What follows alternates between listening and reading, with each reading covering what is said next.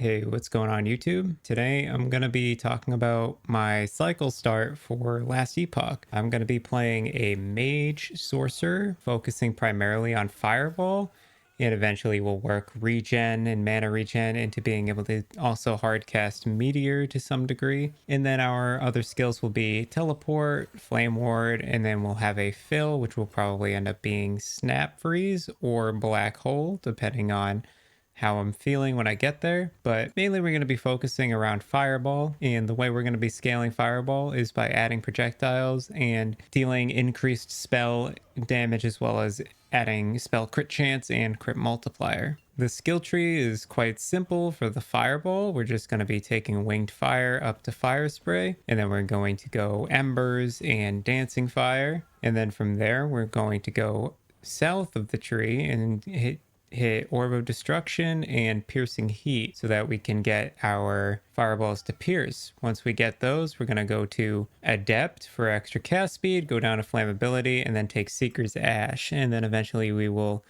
try to get Flame Burst and Volatile Flames if we have extra points. And so basically all we're doing is adding projectiles, stacking up a Flame Blast, and having those projectiles seek. And if we have Seek plus Pierce, there's a chance for the fireballs to overlap and hit the same target twice. So pretty good setup there. Some free double damage occasionally. The cool thing about Fireball, it doesn't really require any specificity to get up and active. You just need resistances and some spell crit and some spell damage, so you can use any gear really to make it work. Eventually we're going to want to also add on Meteor, and if we're doing Meteor, the main armor piece that we're going to want access to is Urzil's Pride, which is a very common, unique body armor that you should have almost no problem finding. And Urzil's Pride will give us some extra lightning resistance, but mainly it'll give us 1% increased mana regen per 3% uncapped lightning res. So it's a lot of extra mana regen. It's also got some decent armor. So it's a great chest piece for starting out, for leveling.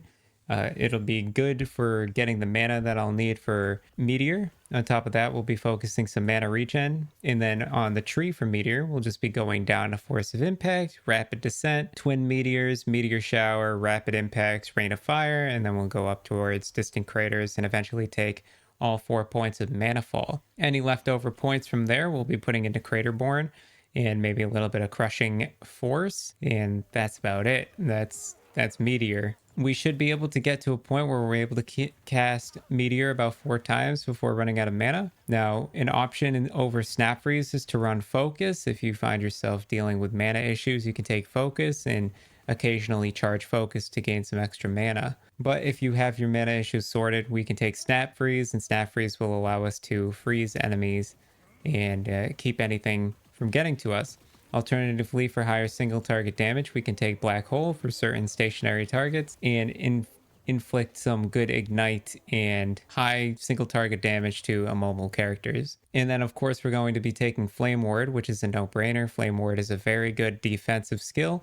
For Flame Ward, we're just going to be taking Stalwart Defense to start, and then we're going to go around the circle. We're going to go down to take Barrier, and then down further for Prismatic Buffer, and then Energize, and then Dilation. We'll just take that circle. And then with any leftover points, we're going to go up towards Desperate Defense and Fuel the Flames, and then eventually Dual Aegis for that extra charge on Flame Ward. And then lastly, we're going to be taking Teleport. Now, Teleport, you don't necessarily have to focus mastery points into it, so it can be the last thing that you master. But what we would be taking for mastery points with Teleport is probably Crystalline Passage, and then we'll go into Time Dilation, Mana Tunnel, Tunnel Finder, and then we'll also be taking Comet Rush.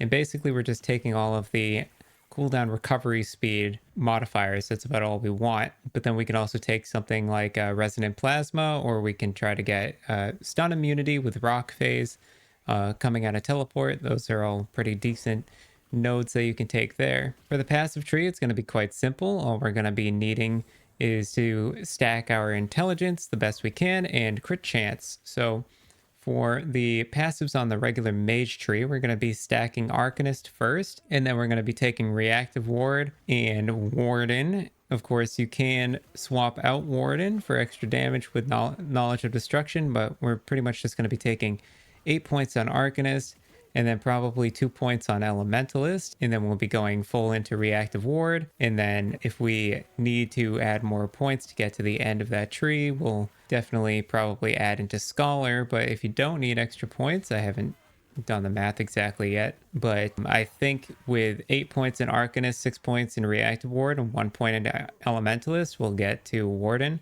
I'll put 5 points into Warden and 5 points into Knowledge of Destruction, and then I'll go to the Sorcerer tree. And then with the Sorcerer tree, we'll just start with Calculated Destruction. We'll put 8 points into that, and then we're going to take Mana Shell, as many points of Mana Shell as we can take there. And then we'll be moving up to maybe a point in Arcane Momentum to get us to Pyromancer. We take 1 point in Pyromancer. We're going to take 5 points in Lavamancer. And then eventually we're going to want to go and grab Crackling Precision and Arcane Obliteration. And inevitably we'll also want to be taking Spellslinger and Archmage, and then at least 1 point into Arcane Insight.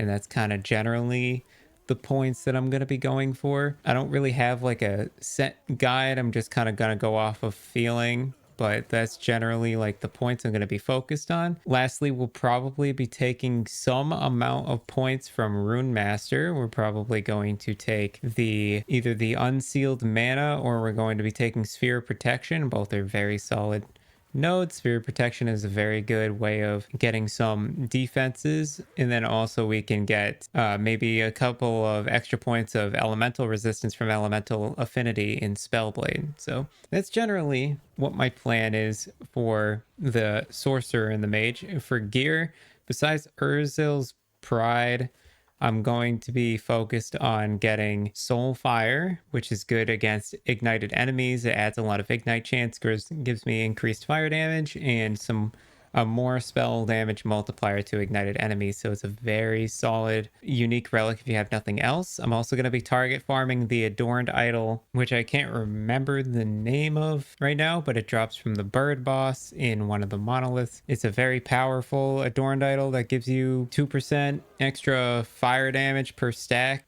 against rare and unique enemies.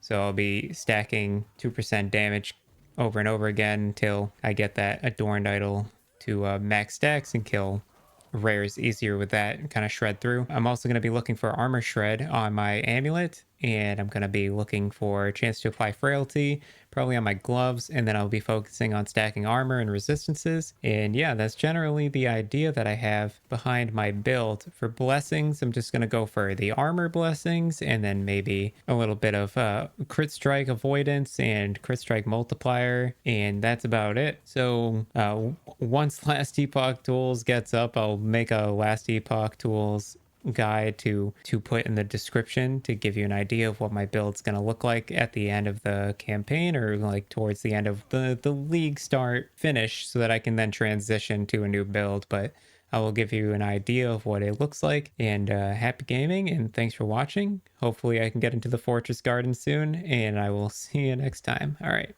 see you later.